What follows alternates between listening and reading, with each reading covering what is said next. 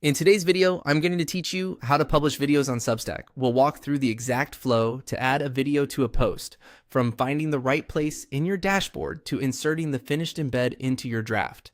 By the end, you'll know exactly where to click and what to expect as your file uploads and appears in the editor. Start on your Substack dashboard and head to the posts area. This is where all of your drafts and published posts live, and it's the quickest way to locate the piece you want to update with a video. Once you're there, look for the post you'd like to work on. Next to the post title, you'll see a small menu icon with 3 dots.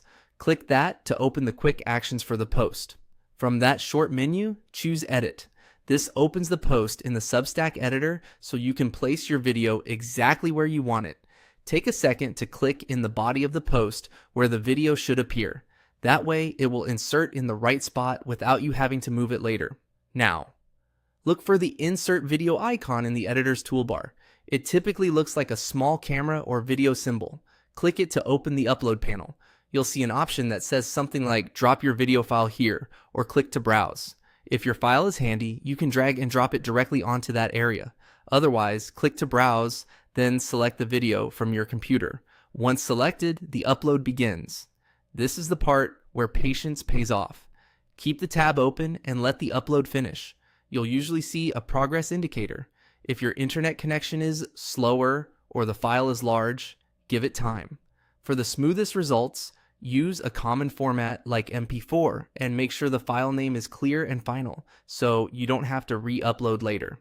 After the upload completes and the video is ready, you'll have the option to insert it into your post. Click Insert.